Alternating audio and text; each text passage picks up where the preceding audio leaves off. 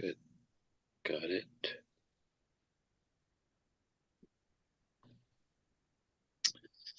Good morning, everyone. This is our Eastside Sabbath School worship time, and we are now on chapter 42 of Desire of Ages, titled Tradition.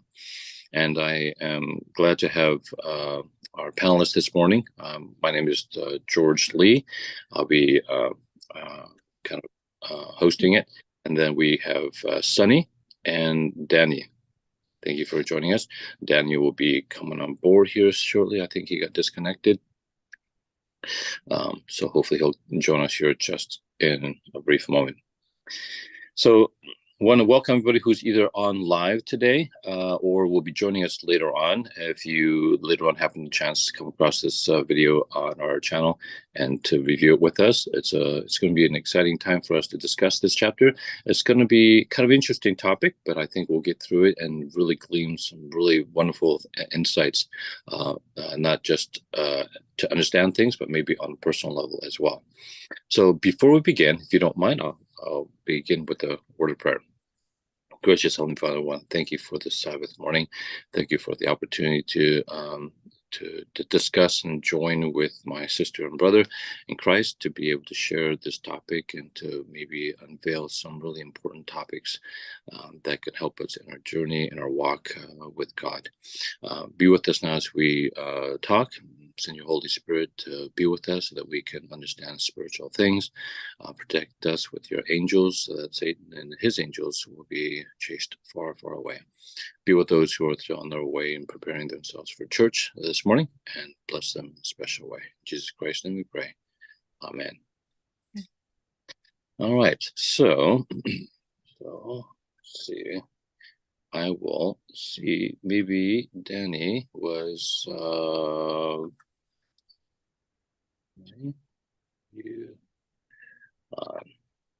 right, so we'll start with Sunny, well as maybe Danny had to run a quick errand or something. So yeah, I think Danny's trying to get in. Ted, if you don't mind, try to let Danny back in. That'd be great. So this topic, this chapter, is labeled tradition. And the reason why that was the case is as we delve into this chapter is going to be, it's basically where we see the encounter of the rabbis and their kind of spies. And what has happened in the past is the spies from the rabbis and the Pharisees, the religious leaders of the time, who are unhappy with Jesus and his ministry, are sending spies to try to find fault in Jesus and his disciples. Okay, and before a little while back in previous chapters, we see that their attempt to try to catch Jesus in the act of Sabbath breaking, and Jesus, for the most part, says, "All right, bring it on," and actually confronts them and actually does it on purpose. He does not try to avoid these Pharisees' attempts to try to trip him up. And of course, they fail, they meaning the Pharisees and the detectives and the spies. And so again, attempted to try to set spies to find out what's going on. And so the spies join in Jesus and disciples as they are probably on a mountaintop talking to people. And in front of people, this is where this chapter unfolds. These spies interrupt this meeting that Jesus is having, right? Pretend to be, listeners in the crowd. All of a sudden, the true nature comes out. They come out, and instead of attacking Jesus directly, they kind of call out to the disciples and say, "Hey, Jesus, what are these things that your disciples are doing? How come they don't wash their hands before they eat?" And this begins this whole chapter. And we'll see how Jesus approaches this particular attack this time as the spies are attacking his disciples. And so Jesus starts. So that's how the background of this story. We're going to dive into what is this tradition that these spies were accusing the disciples of not doing, and what does Jesus do in response? And this is exciting. So let's begin. So the first question here that we're going to ask, and I'm going to ask both Danny and Sunny to participate in answering these questions, and at the end we'll wrap it all up and see what sort of really gems that we can try to appreciate and really apply to our own personal lives. First question: why were the Pharisees and scribes so jealous and upset at Jesus and his growing ministry? What's the big deal? What are these people? What are they after? Why don't they just leave Jesus alone? So, Sunny, you want to give that a just first shot? Yeah, sure. I mean, at this time, the Pharisees, they had a lot of influence and popularity amongst all the people, and they're seeing that they're losing it. They're losing the influence, they're losing the popularity, and Jesus is actually the one that is the popular one, and even I think even at that time, they even thought that, because Jesus sends out the 12 disciples, to further his work. And so in their minds, they're thinking, hey, Jesus is trying to gain even more popularity amongst the people. And of course, they're feeling threatened, and not only that, Jesus wasn't on their side, so, Jesus disregards them, disregards all of their teachings, doesn't follow the rules, their traditions and things like that. And so they're upset. They're jealous because this man is gaining popularity, and they're going to do whatever they can to try to trap Jesus at that time. That's right. It's a pretty straightforward question, and it's a great answer. Danny, any thoughts to that as well before we kind of set up the background why this happened? So I mean, not only did Jesus gain popularity, it started off with John the Baptist, right? Mm, That kind of led the whole pave way for Jesus as well, and they've been just over time losing popularity. that's right. We we see that sometimes even in these days and age.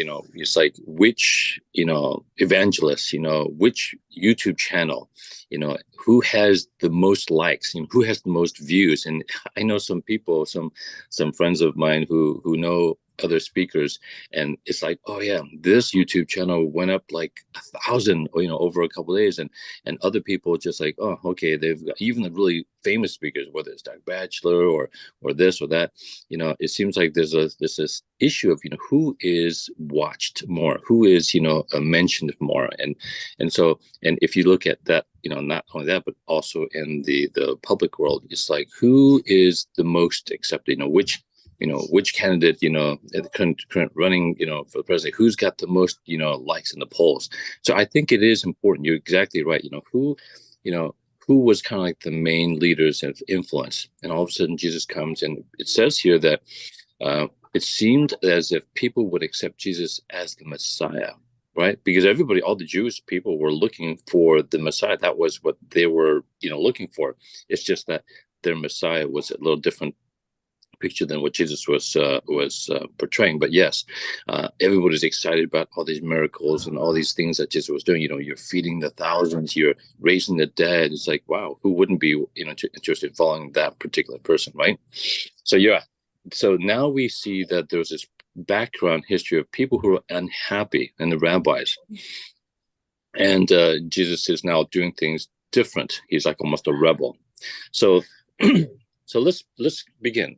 Now all of a sudden we see these spies sent by rabbis to find out something wrong with these people, and again try to make the public opinion of Jesus and his disciples kind of start going backwards, but it kind of backfires, right? So in front of Jesus, they attacked the disciples, and the second question is this. After the attempted trap on Jesus for his supposed Sabbath breaking was unsuccessful, now they try to complain about Jesus breaking from tradition regarding the ceremonial purification cleaning. And it's because they said, hey, your disciples are not washing their hands. But Jesus proceeds to show their hypocrisy. How were the rabbinical laws and the traditions of men upheld above God's own laws? This is kind of a packed question. We'll unravel it here a little bit and kind of dig deeper here. So let's talk about this. And Danny, I'll let you start with this too. Why were this rabbis and scribes so upset that they didn't have the disciples didn't wash their hands? Was it maybe there's no faucets around there, no streams nearby that they could wash their hands? What was the big deal about this, and why was it such an issue?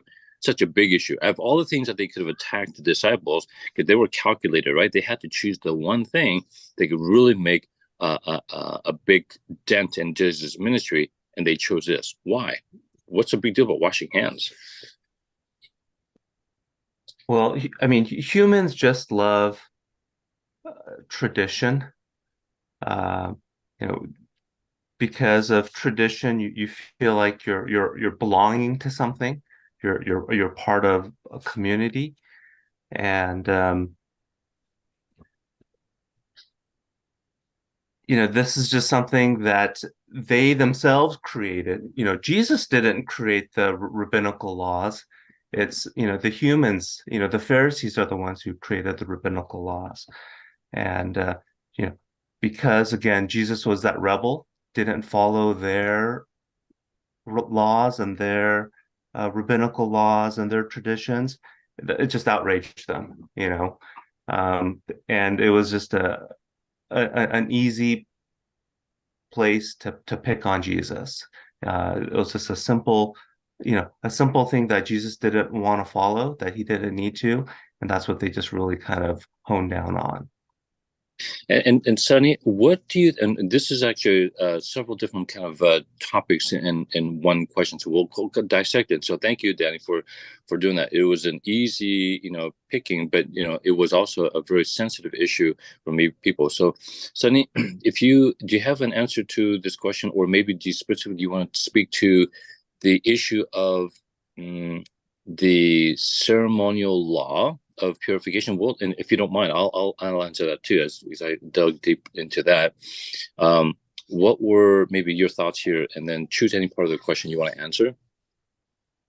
Actually, I didn't really dig deeply into all of the rabbinical laws and why the ceremonial purification was so significant.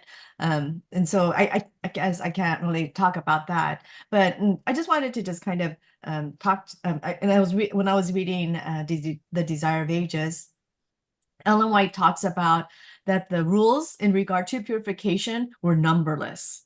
There were so many that a lifetime wasn't sufficient to learn them all. There was just so much, packed into these purification laws. And so the people were constantly struggling to meet those requirements, constantly looking at the rabbinical laws to make sure that, or they want to make sure that we're always following them and things like that. It was a burden. It was definitely a yoke, and she talks about that later on, about the yoke, So when she talks about that, it's this constant struggle to keep these laws, and Jesus is pretty much saying, hey, it's not a struggle.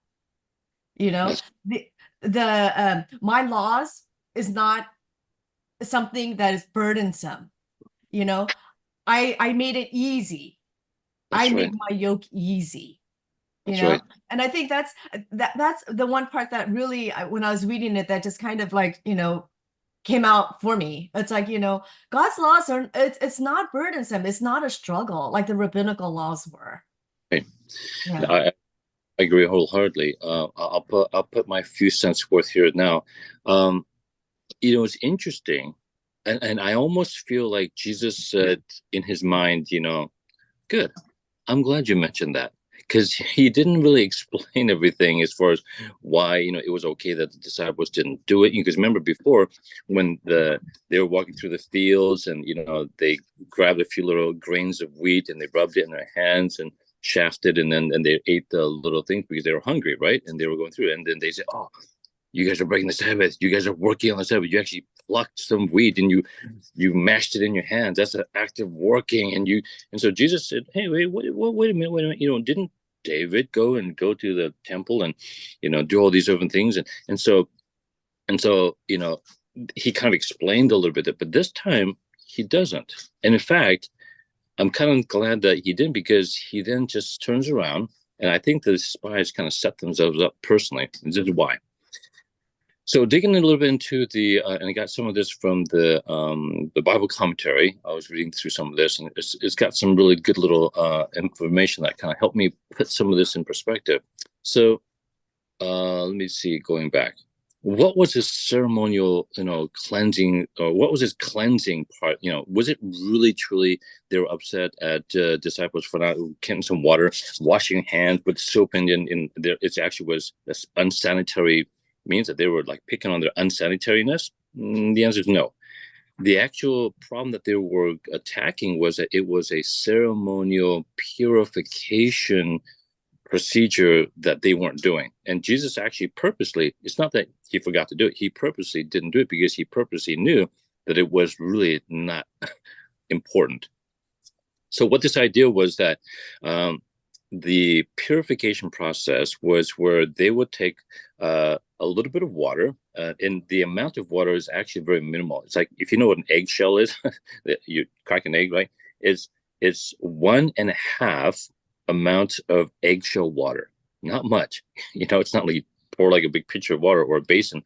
It's a little bit of water that you pour onto your fingertips, and then you put it on your hands and just wash it like this, and then that is an act of purification, that you're purified. But not only that, it was other, like you said, Sonny, many other purification procedures that were just, so they said it would take years for one particular person to remember and actually keep all these things. But this particular ceremonial clinic that they were attacking was just a little bit of water, and so much so that if there wasn't any water nearby, because some people eat food, there was no water nearby, they can actually go through the motions like this, and then that was good enough because they went through the motion of purification.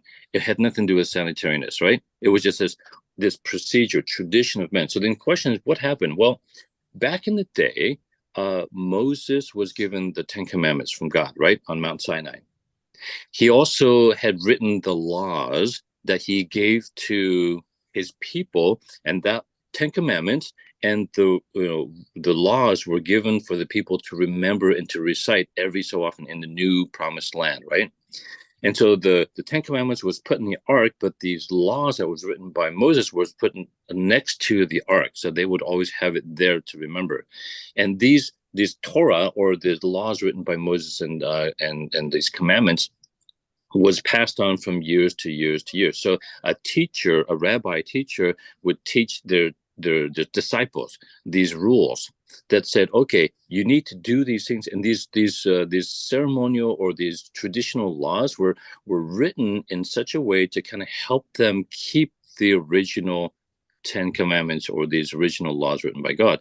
And so years after years, these traditional laws and these ceremonies, these works were meant to try to help people remember the old laws. So in reality, back in the day, it was probably very helpful to help you go through this. But, it became more and more tedious, became more and more written down, to the point where eventually it became more sacred than the original Torah, original laws, right, of God. And so that's what they were saying, that it says here, and eventually you would keep these traditions, and they were meant to supersede the laws written by God.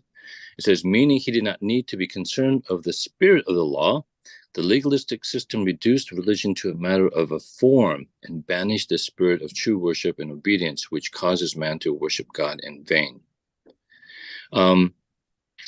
So yeah, that was where Jesus tried to restore the words of God over the words of men, trying to restore the true spirit of religion and the heart rather than the outward forms of religion. So that was kind of like this summary that I got from the Bible commentary. And I was like, oh, interesting. So now I see what Jesus was there to try to, reverse this traditional, generational kind of hypocrisy, things that just basically set aside the God's laws and and lifted up man's laws.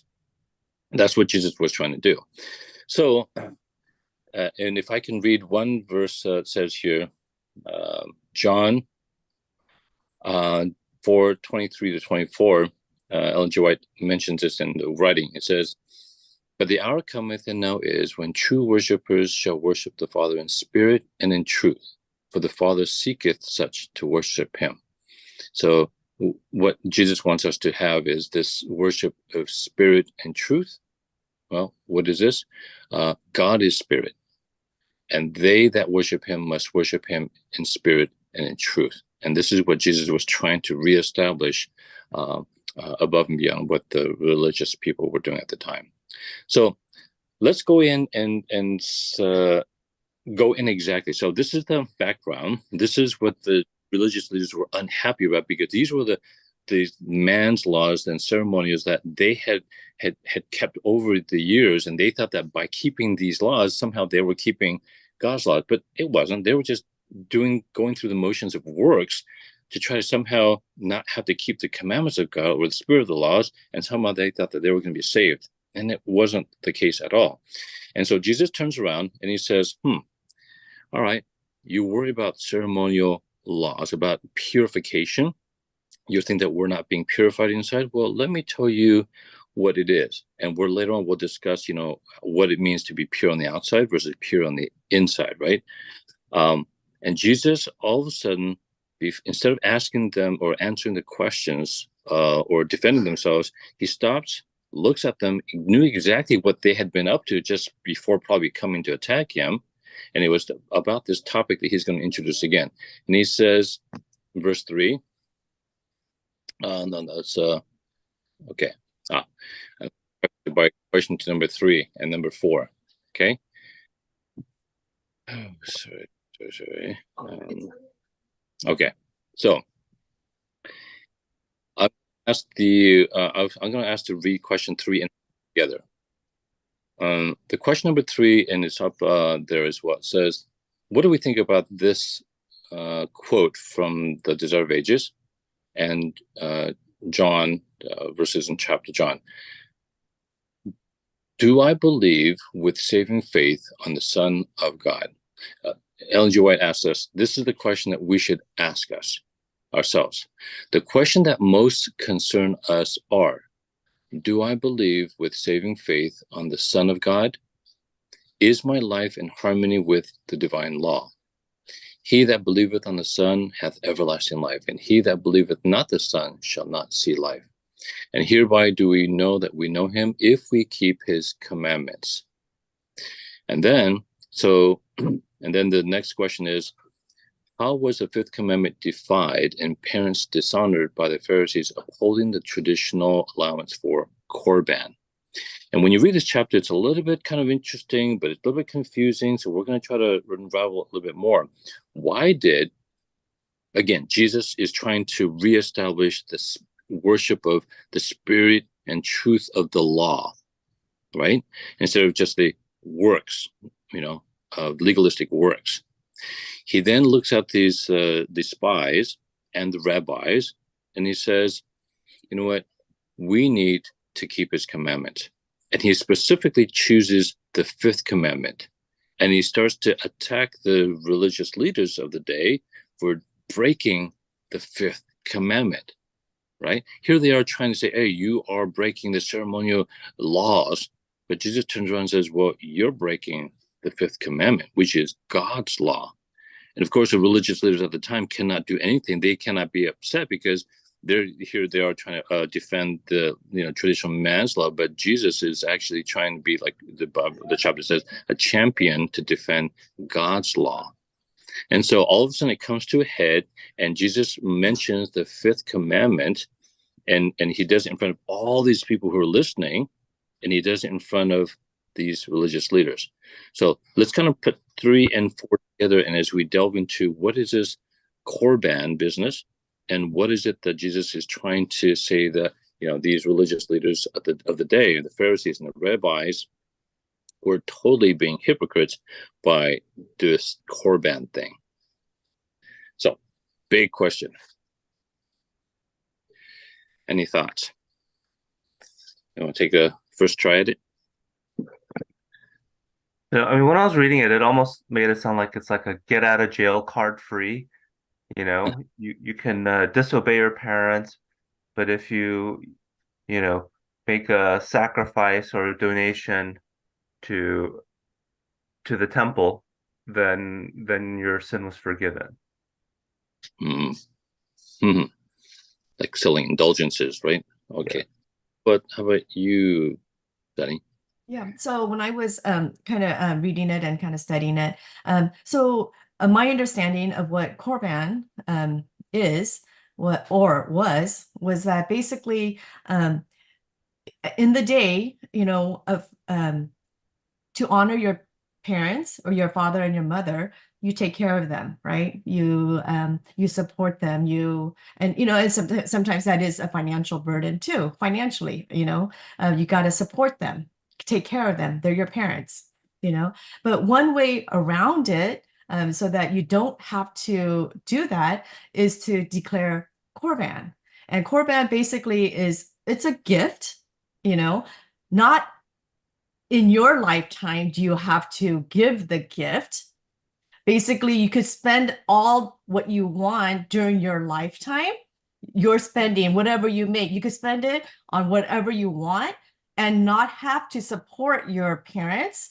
But once you pass, then that money goes to the temple. Mm.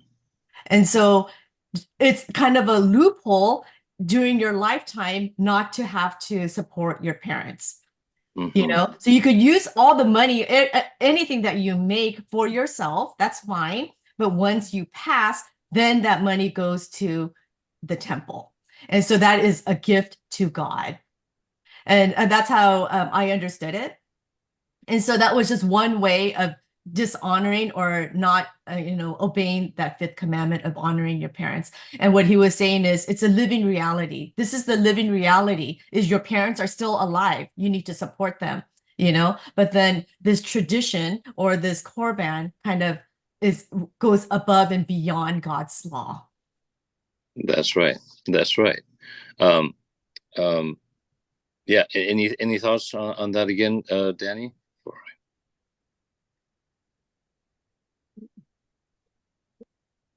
Yeah, it kind of sounds like a tax loop. Yeah. Yeah, exactly.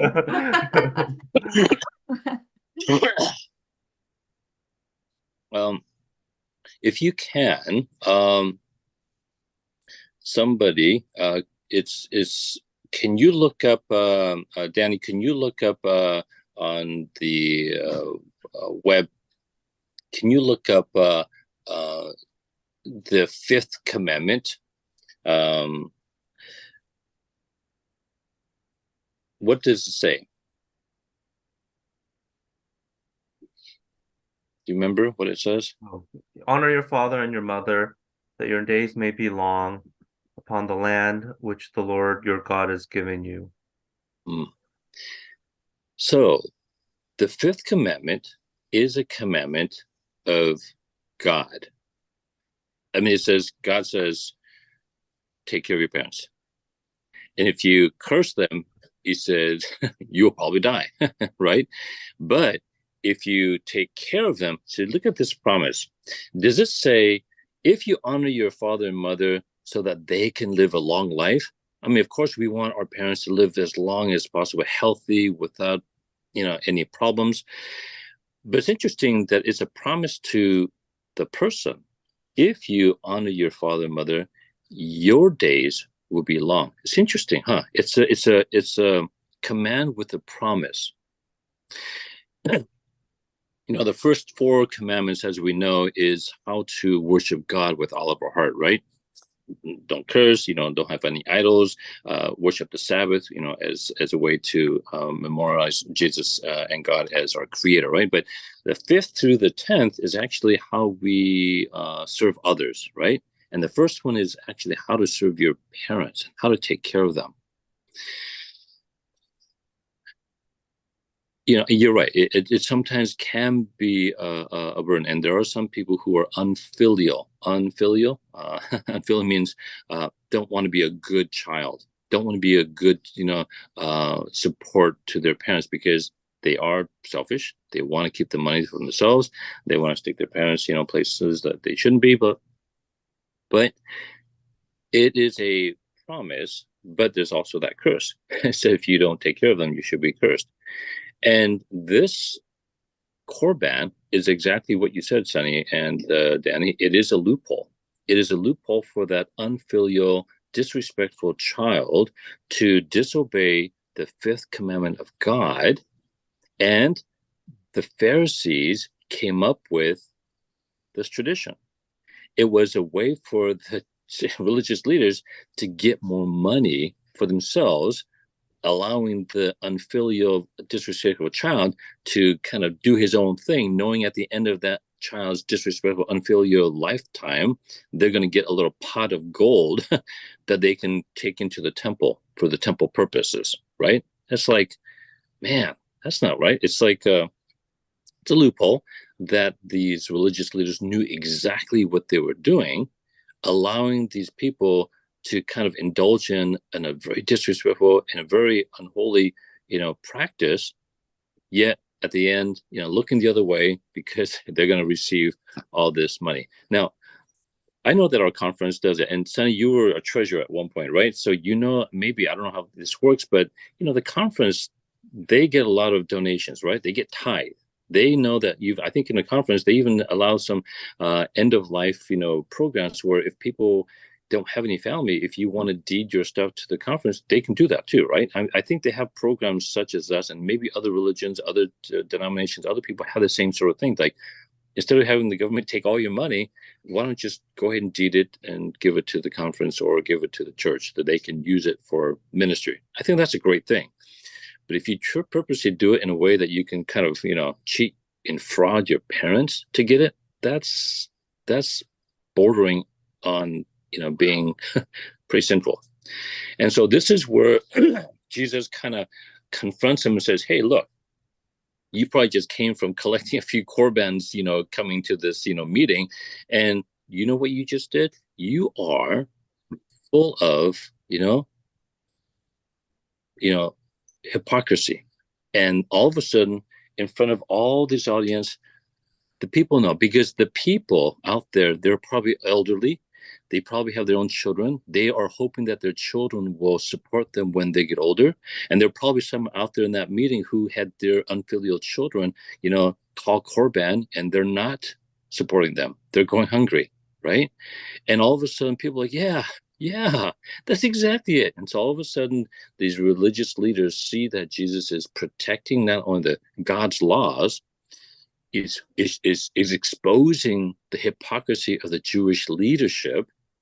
They themselves being, victims of this Corban, that wasn't a good thing at all. It was just a way of saying, hey, this is Corban, this is temple property. You cannot touch it. You cannot help your parents. And then the people say, oh, yeah, it's Jesus, it's the temple's money. We can't help you, Dad. We can't help your mom buying that new piece of property. So you just have to settle. Jesus calls him out, and this makes him very, very angry. And so even the disciples, did you know, Jesus, that you just ticked them off? They're like fuming, they're like frothing at the mouth, these religious leaders and these spies. You just kind of hit a sensitive spot. What did he say?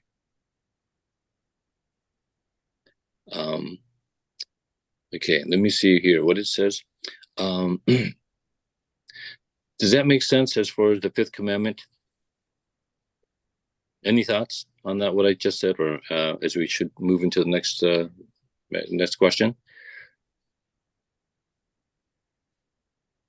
Okay. All right. So now Jesus is not holding any punches. It's not that Jesus is being mean. He's just revealing the hypocrisy. And he says, oh, you're upset at me for this cleansing, purification, breaking these laws, man-made laws. Well, what you're doing is much, much worse. You're breaking God's laws. And let me tell you how you're doing that. And he does it with, this particular exposure. Question number 5. At the end, Jesus shows the difference between being clean on the inside versus being clean on the outside, and reveals the hypocrisy of the Pharisees. And I think we kind of touched on this a little bit, but I want to kind of delve a little bit more and kind of bring it also home to how we could also, teach ourselves. Danny, you want to answer that question? We kind of touched base on it a little bit more, but we're just going to take it home. This is Jesus's final kind of comments, and he's he doesn't mince words. He's pretty, like, this is who you guys are. What does he say? Sure. Let me just read Luke 15. I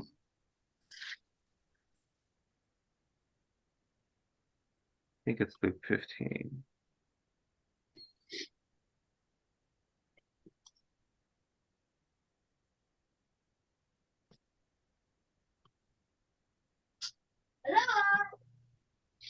Give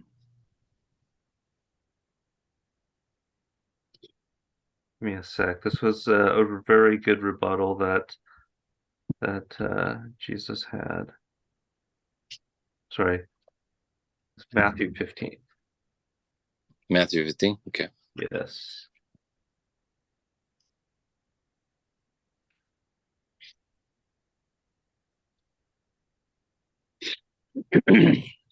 So very early in the morning, the chief priests and the elders and the teachers of the law and the whole Sanhedrin reached a decision. They bound Jesus, led him away, and handed him over to Pilate. No.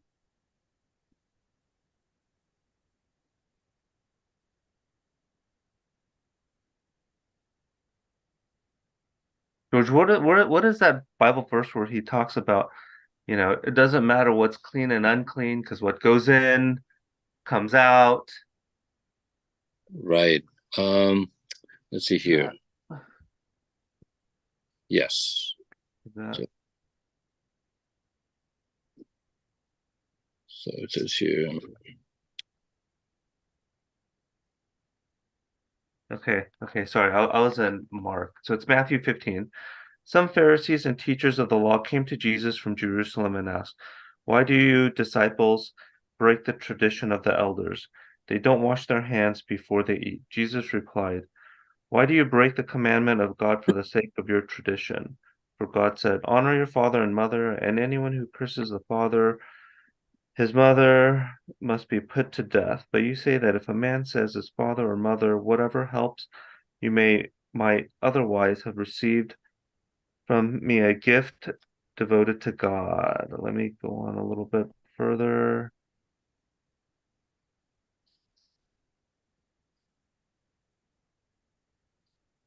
Verse 11. Okay. Yes, right. What goes into a man's mouth does not make him unclean, but what comes out of his mouth, this is what makes him unclean. So, yes. Did you have a comment on that? I'd like to make a comment on that too, Danny. Any thoughts on that, Sunny? Yeah, I think I wanted to kind of go back to the question 3 that we kind of didn't really talk about very much. But I thought that those 2 questions that Ellen White proposes to us that we think about are probably very, very key in our walk with God. And also it kind of also leads into the external versus the internal. And the 2 questions that Ellen White asked is, do I believe with saving faith on the Son of God? And is my life in harmony with the divine law? Okay. And in the key word, I believe, in all of this is believe. Do I believe? because he says in there in John, he that believeth on the Son hath everlasting life. Period. That's it. He that believeth on the Son hath everlasting life. What does it mean to believe? I don't think it just means, oh yeah, I believe in Jesus, and that's it. It's really believing in your heart that he is the Son of God. Mm. And I think that's it. Do you believe? Yes. And he that doesn't believe, and shall not see life. The key word here is believe. It's not by all the little things that we do that makes us gives us salvation. It's in our hearts. Is Christ in your heart? Do you believe in him? Mm. And then the second question was, is my life in harmony with the divine law? There's the law to me, God's laws, it just boils down to one thing, and that's love. Love your God, love your neighbors. Love,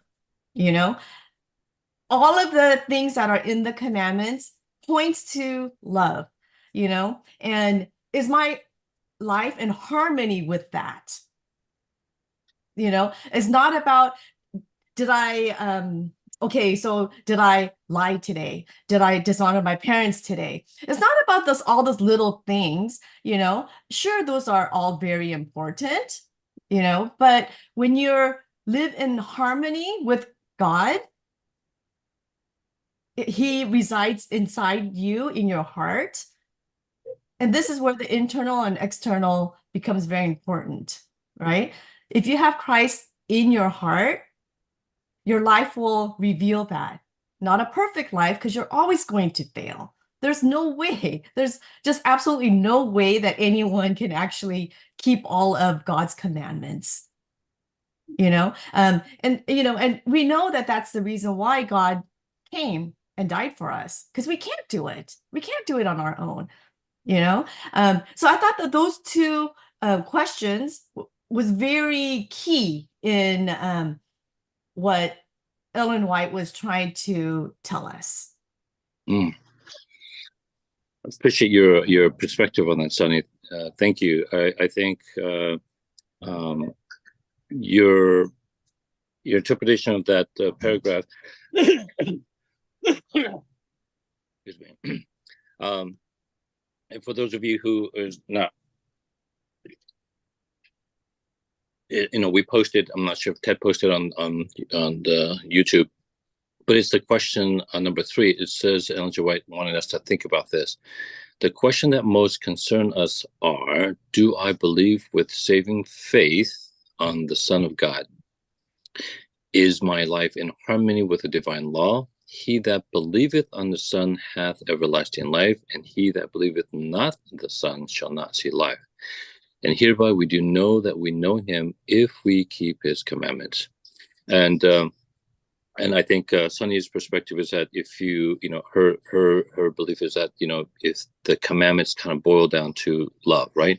If you love God and if you love man, that's the core of each of the message of the commandments, right? And if you love that, and you're right, absolutely right. I believe that, and Danny, tell me what your thoughts are as well. But I know that we couldn't necessarily, because we're sinful, we sometimes have a difficult time, keeping God's laws, and in our own we couldn't, right? And that's why Jesus came down to die for us. And he says, have me in your heart, I will help you keep those laws. I'd like to kind of consider one more thought, and this is how I maybe interpret it. Danny, do you want to see maybe an answer to maybe a comment on her Sonny's point, and before I talk? Yes. So God's law is just to love, right? And it seems so simple. It's only one law. But for humans, it's easier to have a checklist of like, okay, you need to do this, this, this, and this, and this, right? And that's what the rabbinical laws were. You need to do these things. And sometimes as humans, it's just easier just to be mindless and then just follow these rules, right? Just have one rule of, oh, just love, you know. Sometimes that's more difficult than having 100 check off lists that you need to do. Hmm. So yeah, I think if we look at all those rabbinical laws that the teachers gave to the disciples, and just became chapter after chapter, page after page, book after the voluminous amount of checklists that they needed to do, to kind of say, hey, look, if you don't push that button on the off switch on the Sabbath day, then you're keeping the Sabbath day. But you know what? I can have a slave or a servant check it off because it wasn't my action, it was that person's action, so we can do that.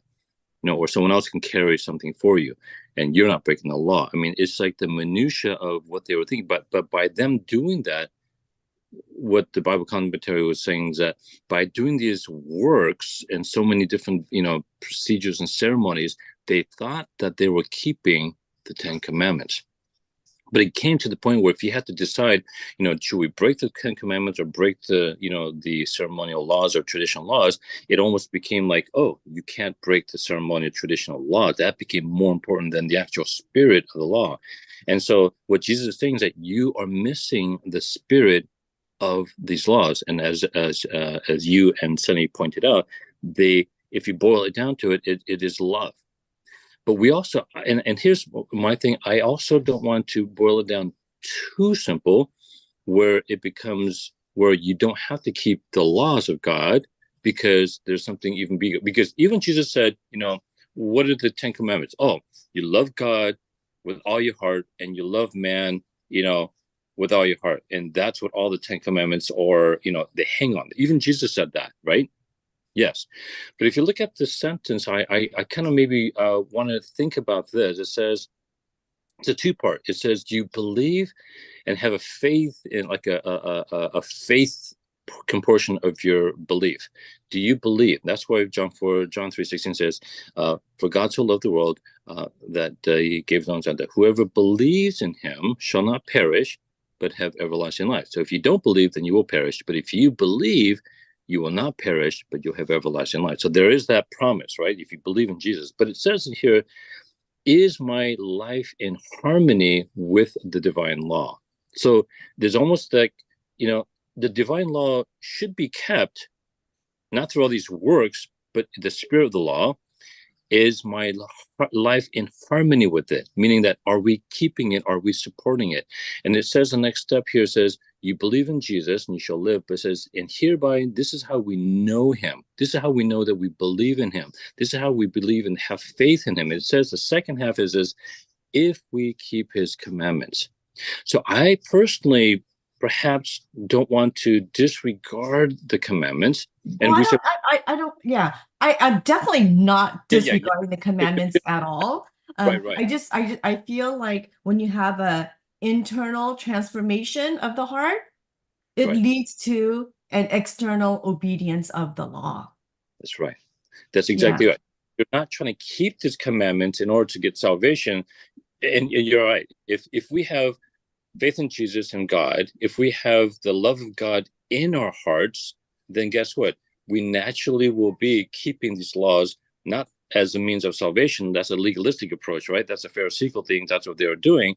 But it's actually our love in relationship with God will allow us to keep these laws kind of innately. Now, whether we can do it ourselves, we cannot, right? We have to have Jesus to be able to, keep all 10 Commandments, right? And Jesus in Matthew chapter 5, the Beatitudes, after the Beatitudes, he goes right into actually explaining all these commandments in a different way that the Pharisees were teaching the people how to keep it. He says, oh, you just lust after a person, that's adultery. You hate somebody, that's equivalent to committing murder. And Jesus says, I'm the author who wrote this. I will tell you how to keep it, right? And if you can't keep it, I will show you how to keep it if you have me in your heart, right? And my spirit in your heart. So yeah, you're right. Yeah, I didn't want to assume that so you said that we don't have to keep the commandments. But I want to say, not what I was saying. Totally if we have the love of Jesus, if you boil down the commandments, it is love of God, right? The love of God, the first four, and the love of man, which is the five. But these little things, like, for example, Corban, Jesus was pointing out, you don't even have the love of your father and mother, right? You're just using these man-made laws to try to get after what you want, which is indulge in your money, support your parents, right? But it is interesting, and I wonder, how, and this is a kind of an issue always that we've talked about. We got a few more minutes here, but how does one keep these laws and do it out of the right spirit without being accused of being pharisaical or legalistic or earning yourself to heaven? What of it, how, for example, the 10 Commandments, how are we supposed to keep those 10 Commandments in a practical way that it shows that we are what it says, that we do know him, that we are living in harmony with the divine law? How do we keep those laws? I mean, how does one keep the 10 Commandments? Do you know? I mean, are we supposed to keep them, or do we not? Is a question. So, for example, a lot of people, going back to what you read, Danny, you read about the not that which goes into the mouth defileth a man, but that which come out of the man that defiles a man.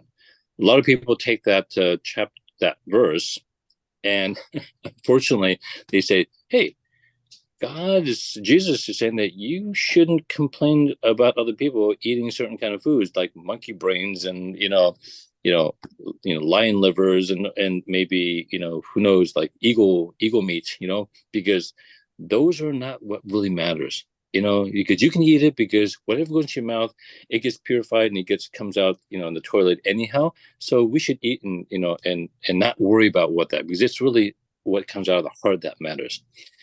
And if Jesus said that, that means he would be specifically reneging or canceling what what Moses was given in Leviticus, right? Do we think that that's what the case is? And I didn't write that as a part of the questions of going into that, because it's a sensitive issue. Not everybody, eat certain kind of foods and are happy with it. Some people are definitely not eating certain foods because, cleanness or uncleanness. But in this particular chapter, in case somebody read this chapter and think, oh, Jesus is saying that it doesn't matter, you can eat whatever you want. I think my battery is coming out.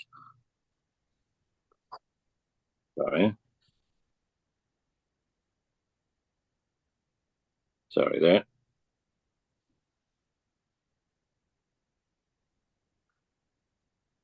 So, in case people were wondering, Danny, that verse that you read, it is not Jesus saying that you can eat whatever you want. God made it; it's clean. Because just a little bit later on, Peter had a dream and very much supported the fact that, hey, there's clean meats and there's unclean meats. But that's not the topic of today's discussion, right? We're not trying to do that. But Jesus is saying pretty much, what you put in your mouth, or what you hand cleans or not clean, is not what keeps us pure. What is cleansed, what is important is what is the heart, and what is your heart thinking, what is your heart doing, and by mentioning Corban, he says, you guys are hypocrites. You telling me that we need to be ceremonial pure, but what has come out of your mouth, you guys are right now planning murder. You guys are planning stealing from your parents. You're using God's laws and your own man-made Corban to try to deny God's laws. You guys are hypocrites. What's coming out of your mouth is very unclean. Is ultimately what Jesus was saying, right? Verse 5, chapter 5, it says here, and this is what Jesus says in response. I mean, he doesn't hold back any punches. He just lays it out, and everybody's listening. And this is what's making the Pharisees and the religious leaders, spies, angry. He says, you hypocrites. Well did Isaiah prophesy of you, saying, This people draweth nigh unto me with their mouth, and honoreth me with their lips, but their heart is far from me. But in vain do they worship me, teaching for doctrines the commandments of men. So these words, the words of Christ were an arraignment of the whole system of Phariseeism. He declared that by placing the requirements above the divine precepts, the rabbis were setting themselves above God.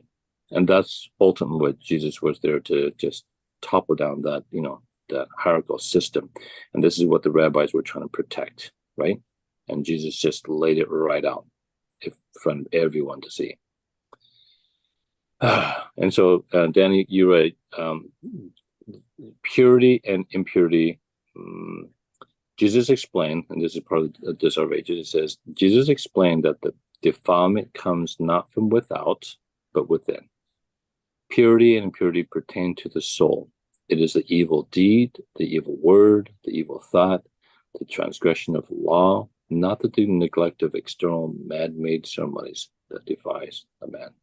And that's pretty much the kind of the conclusion of this chapter. So as we kind of end in the next 2-3 minutes here, I wanted to kind of wrap things up and maybe have some of your final thoughts on this matter, Danny and Sunny. Ellen White kind of has concluding remarks as well, and she says, every human invention that has ever been substituted for the commandments of God will be found worthless in the day when God shall bring every work into judgment with every secret thing, whether it be good or whether it be evil. And we know there's going to come a time, right, when Jesus comes and everything will be laid out in the open, and whether there's man-made laws within our churches or our own personal lives we use as an excuse, if we don't, keep God's laws and keep it, holy, there is, it says here, and this is where I want to end with Mike, and I'd like your thoughts. This is my kind of comments, and I agree with her. And this is her last comment. It says, of the remnant people of God, it is written. So this is talking about God's people who will be redeemed at the end of time. The dragon was wroth with the woman and went to make war with the remnant of her seed, which keep the commandments of God and have the testimony of Jesus Christ.